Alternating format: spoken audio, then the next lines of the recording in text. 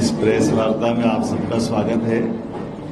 जैसा कि हम सबको जानकारी है, 5 तारीख से 16 तारीख तक हमने जल गंगा संवर्धन अभियान चलाया था और इसी बीच 4 जून को जो रिजल्ट आए, यशस्वी प्रधानमंत्री ने एनडीए के गठबंधन के साथ अपनी सरकार बनाने के लिए जनता का जनादेश प्राप्त किया। मेरी अपनी ओर से उनको भी बहुत बहुत बधाई। और हम सब ने कल टीवी में देखा, एनडीए के घटक दलों के द्वारा उनका सर्वानुमति से निर्वाचन संपन्न हुआ। सबने बधाई दी और सबकी शुभकामनाओं के साथ कल का दिन एक नया इतिहास, नया अध्याय लिखेगा, जब सायंकाल 7 बजे बाद यशस्वी प्रधानमंत्री राष्ट्रपति भवन में एक बार फिर तीसरी बार प्रधानमंत्री की शपथ लेंगे। मेरे सहित हमारे जैसे सभी लाखों लाखों कार्यकर्ता भी और दायित्ववान कार्यकर्ताओं के साथ हम सब विधायक, मंत्री, मुख्यमंत्री, आम समाजजन और पूरा देश, 142 करोड़ का देश कल के इस पवित्र दिन का और सही समय का इंतजार कर रहा है। मैं आज के इस प्रेस कॉन्फ्रेंस की शुरुआत में उनको भी शुभकामना देता हूं और मैं कल दोपहर बाद जाऊंगा। लेकिन तब तक हमने इसी बीच जो अपने प्रदेश सरकार के कामों की जो शुरुआत की है, उसी बीच उनकी गतिविधियों के बारे में मुझे लगता है कि आपको बताना उचित रहेगा। उसी सिलसिले में जो जल गंगा संवर्धन अभियान हमने चलाया था, जैसा कि आपकी जानकारी के 5 तारीख के दिन मैंने बेतवा नदी के उद्गम स्थल से अपने इस अभियान में मेरी स्वयं की उपस्थिति दर्ज करा करके हमने शुरुआत की थी।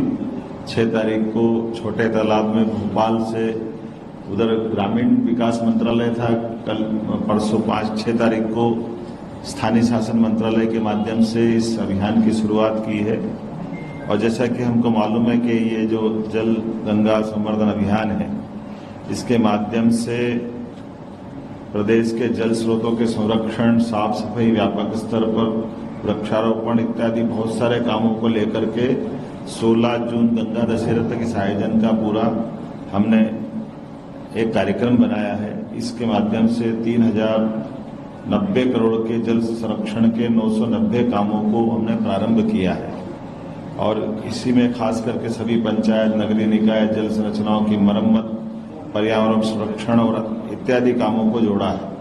और खास करके यशस्वी प्रधानमंत्री ने देशवासियों से अपनी मां को समर्पित पौधारोपण की बात कही, तो लगभग 5.5 करोड़ पौधों लगाने का हमने इसके बाद का, अभी तो गड्ढे हम कराते जाएंगे और सेकंड चरण में इस जल गंगा संवर्धन अभियान के बाद एक बड़े आयोजन में 5.5 करोड़ पौधे रोपण का बड़ा एक कार्यक्रम भी हमने हाथ में लेने का तय किया है। मुझे इस बात की प्रसन्नता कि प्रदेश की लगभग 212 नदियां हमारी संकलित होकर के जानकारी आई है। इन 212 नदियों में से प्रमुख बड़ी नदियों में खास करके मैं कोशिश कर रहा हूं हर जगह जाने की। बाकी हमारे सभी मंत्रीगण, सभी माननीय सांसदगण, विधायकगण, नगर पालिका के अध्यक्ष, नगर निगम के महापौर, नगर पालिका के अध्यक्ष, पंचायत, जिला पंचायत, जो जहां जिस प्रकार के जनप्रतिनिधि हैं, पंचायत तक अलग अलग प्रकार से इस पूरे अभियान में लगे हुए हैं। और जैसा कि हमको मालूम है कि इस अभियान का आपने सबने भी अभी तक का जो एक लगाव देखा है, उस लगाव में ध्यान मारा कि हमारी पुरानी बावड़ियां, बड़े बड़े तालाब, अलग अलग जल संरचनाएं जिस प्रकार की प्रदेश में फैली हुई, सबका ध्यान आकर्षण भी हो रहा है और इसी से जुड़ करके एक अलग आनंद की अनुभूति हो रही है। मुझे इस बात की प्रसन्नता है कि लगभग हमारे 36,000 नागरिकों के सहयोग से नदी, तालाबों को ये इस प्रकार के इस अभियान से हम अभी तक जोड़ने में सफल हैं और लगातार इसमें हम आगे बढ़ते जा रहे हैं। और खास करके जल संरचनाओं से 48,000 घनमीटर गाद डिसिल्टिंग भी कराई गई है। जल संरचनाओं में 33 लाख घनमीटर जल क्षमता उसमें बढ़े, इस दिशा में हम काम कर रहे हैं। इसी में कोशिश की है कि अभी तक के लगभग जीर्णोद्धार अलग अलग प्रकार के तालाबों का, बावड़ियों का, घाट का, इस सब में जो काम कर रहे हैं उसमें लगभग 10 लाख से अधिक भविष्य में, जो मैंने बताया कि 5.5 करोड़ पौधे लगाने की हमारी पूरी योजना है, लेकिन इन रचनाओं के आधार पर 10 लाख पौधे हम लगा करके शहरी क्षेत्र से जोड़ेंगे। बाकी हमारे वनांचल के क्षेत्र में भी सब मिला करके सभी विभागों के माध्यम से एक बड़े अभियान के लिए धीरे धीरे उस तरफ भी बढ़ते जा रहे हैं। कुछ तारीख जरूर बताना चाहूंगा, जैसे 10 जून परसों, कल 9 जून को सवेरे नेमावर नर्मदा जी का एक तरह से मध्य केंद्र है, नाभि केंद्र भी माना जाता है। तो मैं स्वयं वहां सम्मिलित होकर के कल महाराणा प्रताप जयंती के कार्यक्रम में सुजालपुर से होता हुआ कल दिल्ली चला जाऊंगा। जो मैंने प्रारंभ में कहा कि यशस्वी प्रधानमंत्री के शपथ समारोह में भी हम सब शामिल होंगे, लेकिन हमारे कामों को भी हम जोड़ते हुए जा रहे हैं, किसी प्रकार से काम में कोई गति नहीं रुके। 11 जून को रीवा, 12 जून को जानापाव, जहां 5 नदियां निकली है। जानापाव वो स्थान है जहां हमारी बड़ी बड़ी नदियां, खास करके चंबल, गंभीर, ऐसी 5 नदियां जानापाव के स्थान से निकली, जो परशुराम जी की जन्मस्थल भी मानी जाती है। इसी के साथ 13 जून को नर्मदापुरम, 14 को सागर, 15 को ग्वालियर और 16 जून को इस गंगा दशहरे के दिन इस कार्यक्रम का समापन होगा। इस अवसर पर काष्णी आश्रम के महामंडलेश्वर, आचार्य महामंडलेश्वर, उदासीन अखाड़े के आचार्य महामंडलेश्वर परम पूज्य गुरु शरणानंद जी महाराज हमारे साथ इस कार्यक्रम में शामिल होंगे। एक कल बड़ी उपलब्धि हुई जिसके बारे में आज समाचार पत्रों में आपने छापा भी है, लेकिन मैं उसको थोड़ा विस्तार से बताना चाहूंगा कि विकास के आयाम भी हम इसी बीच में लगातार जोड़ के रख रहे हैं। आजादी के बाद आज तक का सबसे बड़ा निवेश का एक बड़ा प्रोजेक्ट 60,000 करोड़ का, ये गेल इंडिया लिमिटेड द्वारा सीहोर जिले की आष्टा तहसील में लगाने वाला एक बड़ा इथेन क्रैकर परियोजना है, जिसके माध्यम से बड़े पैमाने पर स्थानीय लोगों को रोजगार भी मिलेगा और औद्योगिकरण को बढ़ावा मिलेगा। ग्रीनफील्ड पेट्रोकेमिकल और इनका अपने आप में आवासीय परिसर भी बनने वाला है। और ये एक तरह से हमारा जो एक सेक्टर का, जो हमने प्रारंभ में उज्जैन की समिट के टाइम घोषणा की थी कि क्षेत्रीय अलग अलग प्रकार की रचना हमारे संभागों की है, उनके बीच में विकास के नए कीर्तिमान बनना चाहिए। तो ये सतत चलने वाली प्रक्रिया है। तो ये एक तरह से मध्य भारत और मालवा का मध्य बिंदु द्वार जैसा काम करता है आष्टा। उधर जाएंगे तो इंदौर उज्जैन संभाग है, इधर आओ तो भोपाल होशंगाबाद संभाग है, और मध्य में ये इसकी हमने रचना की है। इसी के माध्यम से लगभग ग्रीनफील्ड पेट्रोल के इसमें 15,000 से ज्यादा लोगों को रोजगार मिलेगा, और खास करके ये निर्माण अवधि में रोजगार मिलेगा। और अगले साल जनवरी के आसपास इसका भूमि पूजन कर पाएंगे, इसकी हम तैयारी कर रहे हैं। और पूरे संचालन की अवस्था में लगभग 5,600 ज्यादा लोगों को इसमें रोजगार मिलने की संभावना रहेगी। इसमें लगभग 900 हेक्टेयर शासकीय अविकसित भूमि के आवंटन हेतु शासन से कंपनी ने हमको निवेदन किया है, और हम इसमें आवंटन की स्थिति में आ रहे हैं। अधिकांश जमीन तो सरकारी है, लेकिन अगर जरूरत पड़ेगी तो निजी क्षेत्र की जमीन भी हम इनको देने जाएंगे, क्योंकि इसके माध्यम से ये बड़े पैमाने पर देश भर में इसके सहायक उत्पाद भी बहुत बड़े बड़े हैं। आपको जानकारी में होगा कि हमारे यहाँ पहले गेल इंडिया प्राइवेट लिमिटेड द्वारा 1984 में और 1986 में इसकी कंपनी की स्थापना तो 1984 में हुई थी, लेकिन 86 में हजीरा विजयपुर मध्य प्रदेश में जगदीशपुर गैस पाइपलाइन का संचालन 1986 में प्रारंभ हुआ था। और गुना के विजयपुर गैस हेडक्वार्टर, इंदौर क्षेत्र में अवंतिका गैस प्राइवेट लिमिटेड, गुना विजयपुर फ्लोटिंग सोलर ऊर्जा प्लांट, ये हमारे यहाँ संचालित है। इसके माध्यम से बाद में भी हम कोशिश कर रहे हैं कि धीरे धीरे करके हमारे अधिकांश स्थानों पर घरेलू गैस की टंकी के बजाय लाइनों की सप्लाई भी प्रारंभ कराएं। तो ये जो विकास का एक दूसरा आयाम खुलेगा, एक कारखाना तो खुले ही खुले, लेकिन कारखाने के साथ साथ अधिकांश स्थानों पर हमारी अपनी पाइपलाइन से गैस की सप्लाई प्रारंभ कराएं। तो इसमें कुछ अलग से प्रोजेक्ट लिया है, लेकिन ये मोटी मोटी जानकारी के साथ आपको जोड़ने का बात बता रहा हूँ। एक बड़ा काम और हुआ है, जिसमें हमने बीच में कहा था कि विश्व का पहला प्रोजेक्ट था, स्वर्गीय अटल बिहारी वाजपेयी जी ने केन बेतवा नदी जोड़ो अभियान की शुरुआत की कल्पना की थी और यशस्वी प्रधानमंत्री के माध्यम से उत्तर प्रदेश और मध्य प्रदेश के बीच में ये दोनों राज्यों के बीच का इशू हमारे अटके हुए थे, लेकिन एक 12,000 करोड़ का बड़ा टेंडर भी हमने कंप्लीट किया, एक 6,000 करोड़ का दूसरा टेंडर किया है, जिसके माध्यम से केन बेतवा का ये बड़ा प्रोजेक्ट हमारे यहाँ बहुत जल्दी इसकी भूमि पूजन की स्थिति में आ रहा है। साथ ही साथ कल मेरी बीते दिन हमारे राजस्थान के मुख्यमंत्री श्रीमान भजन लाल शर्मा में और साथ में हमारे अपने भूपेन्द्र यादव जी भारत सरकार के पर्यावरण मंत्री रहे हैं, अभी राजस्थान के माननीय सांसद है। हमने अपनी पार्वती काली सिंह चंबल परियोजनाओं के प्रोजेक्ट को लेकर के बीच की जो हमने एमओयू किया था, उस एमओयू के बाद में उसकी अगली स्टेप को लेकर के मध्य प्रदेश में मुख्यमंत्री और माननीय मंत्रीगण भारत सरकार को निमंत्रण किया कि वो हमारे यहाँ आए और हम उनके वहाँ जाएंगे, ताकि इस योजना से जुड़े पक्ष में लगभग 35,000 करोड़ रुपया राजस्थान को भारत सरकार देने वाली है और 35,000 करोड़ हमको मिलने वाला है। इस प्रोजेक्ट के साथ साथ गांधी सागर का जो चंबल प्रोजेक्ट हमारा है, जहां हमारा 1956 में जब ये डैम बना था तो 50% के आधार पर इसका जल का बंटवारा हुआ था, लेकिन बात के अंदर कुछ इसमें इशू खड़े हुए हैं कि हमारी जमीन ज्यादा जा रही है और उनकी जमीन पानी उनको बराबर मिल रहा है। इस इशू को सॉल्व करने के लिए माननीय मुख्यमंत्री जी को निमंत्रण मैंने कल ही दिया, कल 1 घंटे की हमारी बैठक हुई है और बहुत जल्दी इसके साथ साथ दूसरा प्रोजेक्ट जैसे मैंने कहा है पार्वती काली सिंह चंबल वाला, और साथ ही साथ हमारे अपने राज्य से लगे हुए ऐसे राज्य जैसे राजस्थान, उत्तर प्रदेश, छत्तीसगढ़, गुजरात, इनके मुख्यमंत्रियों से मैंने अलग अलग बात की कि हमारे ऐसे परस्पर विकास के मामले में आने वाले अवरोध को बैठ करके दूर करें और जल्दी से जल्दी जो project pending and pending project पे हमारी गति बढ़े, ताकि विकास के मामले में चूंकि हम सब यशस्वी प्रधानमंत्री के नेतृत्व में सब आगे बढ़ना चाहते हैं और स्वाभाविक रूप से दो राज्यों के बीच के ऐसे इशू रुकने से विकास गति बाधित होती है। तो मैं उम्मीद करता हूं कि ये जो प्रोजेक्ट मैंने आपके बीच में बताने का प्रयास किया है, आज का हमारा अपना प्रेस का बड़ा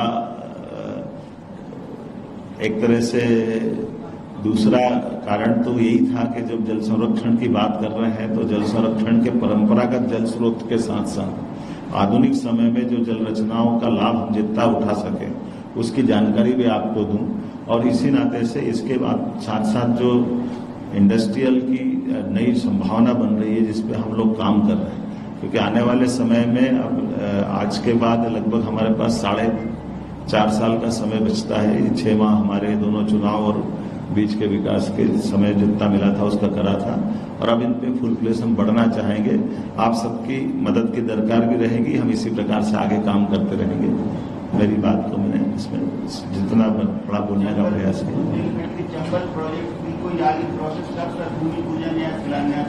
हमने कहा 2 टेंडर हमने कर दिए, 12,000 करोड़ का और एक 6,000 करोड़ का। ये टेंडर होते जा रहे हैं, जैसे जैसे इनकी टेंडर की अपनी एजेंसी फाइनल हो जाएगी हम उसको भूमि पूजन पे आगे बढ़ेंगे। एक एक करके ले लें।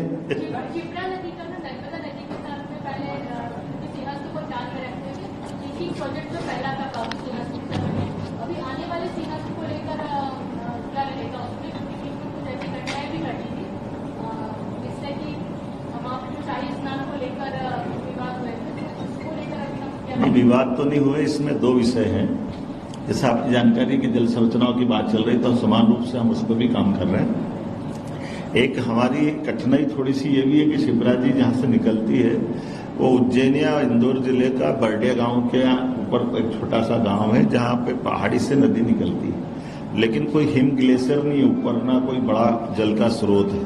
तो स्वाभाविक रूप से वर्षा काल के समय में जो पानी आता तब तो बहाव दिखता है, बाद में रहता नहीं है। तो पूर्ववर्ती हमारे यशस्वी मुख्यमंत्री श्रीमान शिवराज सिंह जी चौहान के समय नदी जोड़ो अभियान के माध्यम से नर्मदा से जोड़ करके हमने उस नदी के प्रभाव को निरंतर किया। आपकी जानकारी के लिए बता दूं कि जब से हमारी ये योजना बनी तब से उज्जैन में एक बार भी कोई स्नान पे जल की कमी अभी तो नहीं हो पाई, क्योंकि नर्मदा का पानी हम उसमें छोड़ देते हैं। फिर लोगों का मांग यही कि भाई ये नर्मदा का पानी, हमको छिपरा का पानी चाहिए। छिपरा का पानी का भी अपना महत्व है, जो स्नान करने आते हैं तो छिपरा का आते हैं। तो अभी हमने एक नया प्रोजेक्ट मंजूर किया लगभग 600 करोड़ की लागत से, ये सेवनखेड़ी के पास से होता हुआ देवास और उज्जैन की सीमा पे एक नया स्थान चयन किया, जब बड़े पैमाने पे पानी का संग्रहण करेंगे तो छिपरा के जल से ही छिपरा को प्रवाह करें, इस पे भी हमने काम किया।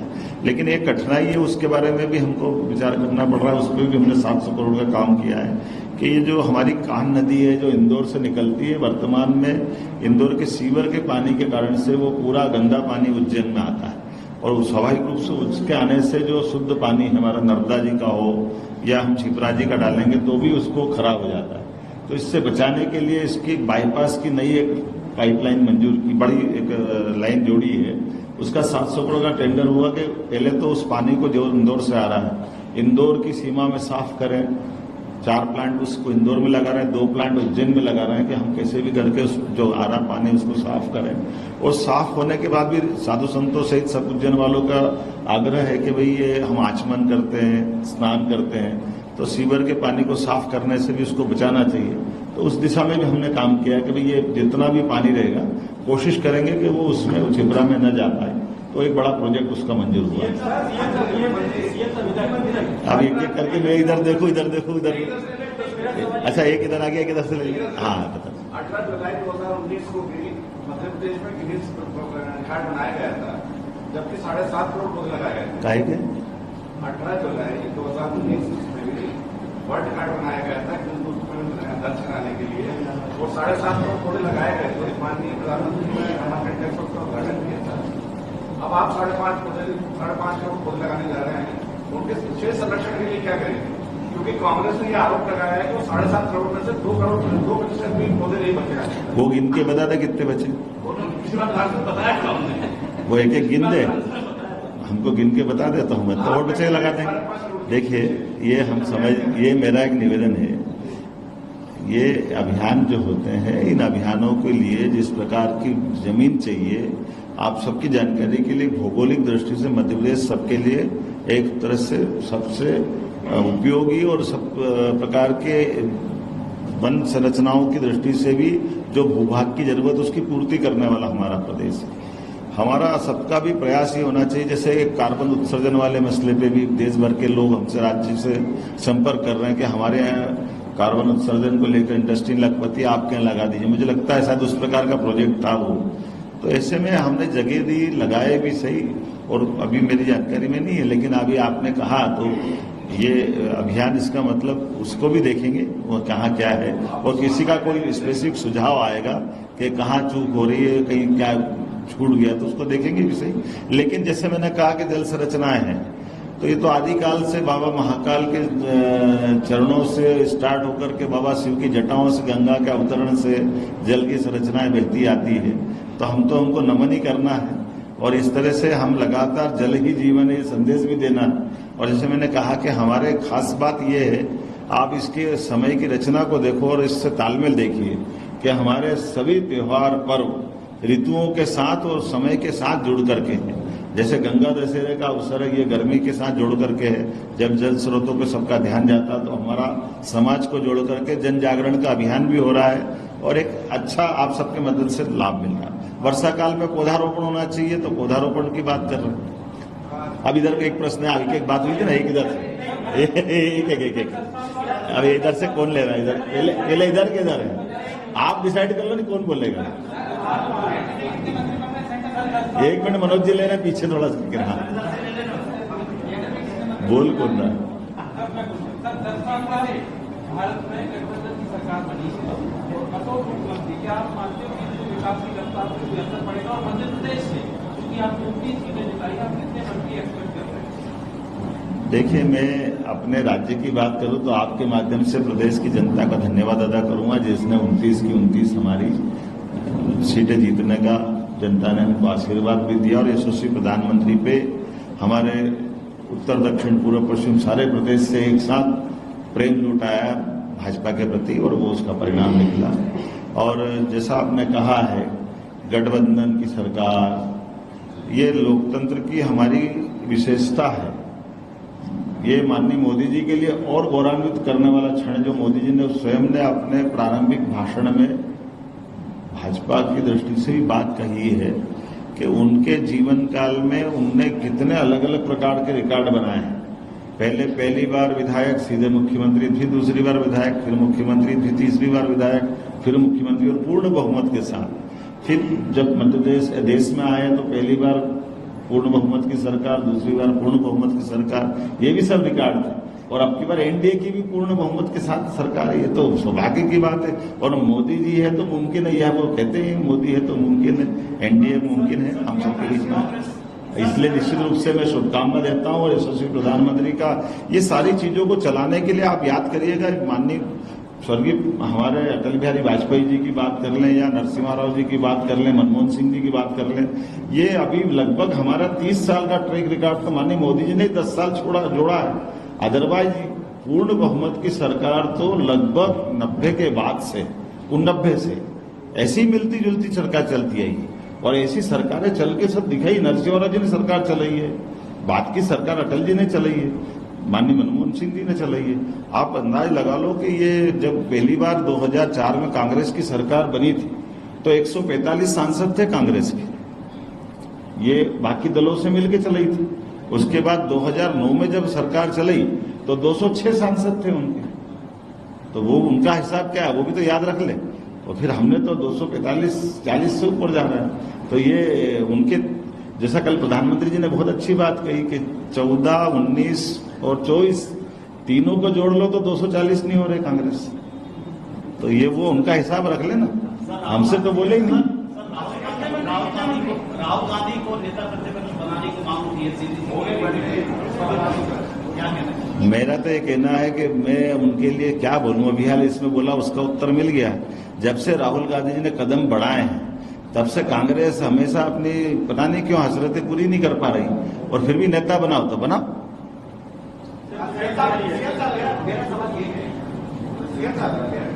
इधर से पूछो, इधर से एक क्या है, आपने नियम बनाया था, इधर प्रभु भी खड़े हुए हैं, एक आप एक कर लो इधर से। आप प्रभु जी, अरे अच्छा हाँ, अब हमारा जल संवर्धन पे तो आ जाओ। ये कहा जा रही है इसमें नहीं पड़ रहा है। नहीं 5.5 हमने लगाना उनके कितने थे पहले, किसने लगाया, वो उधर ज्यादा था। मैं इससे जुड़ा हुआ सवाल ये है कि क्या सरकार का आवास पर्यावरण विभाग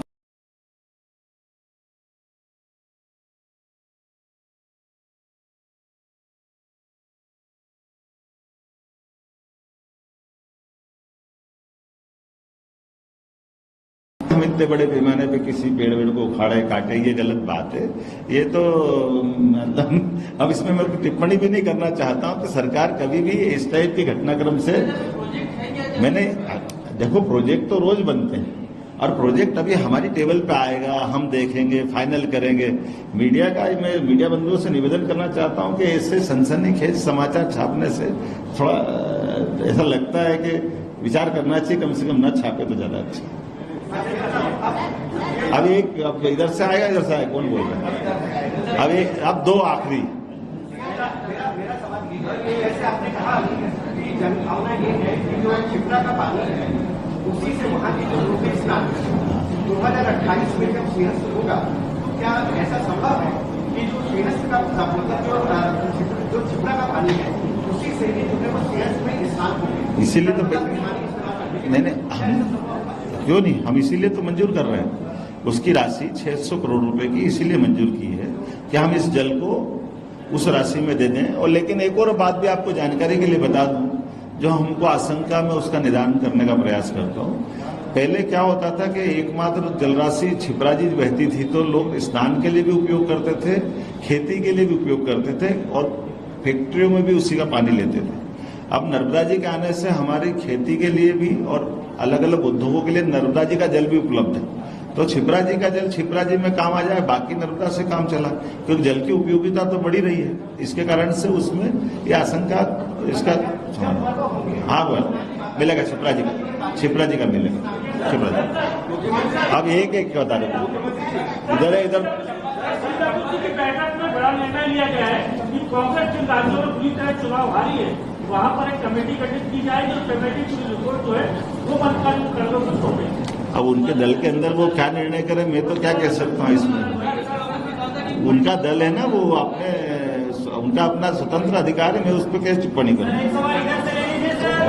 अब केंद्र सरकार की रिपोर्ट कहती है कि मध्य प्रदेश के कई शहरों में फॉरेस्ट कवर 25 से 50% तक घटा है। 2 साल में भोपाल का फॉरेस्ट कवर 25% घट गया। तो वृक्षारोपण का अर्थ क्या रहता है? आप बात ही नहीं समझ रहे हो, आप ही का उत्तर आप ही दे रहे हो, मैं क्या करूं। आपने तो प्रश्न करा कि घटा और इसलिए फिर मैं क्या बोलूं। हमने तो लगाने की बात कही ना, तो और क्या समाधान है उसका। कोई बीमार है तो अच्छा करने के लिए दवाई देते रहे, उसको क्या करते।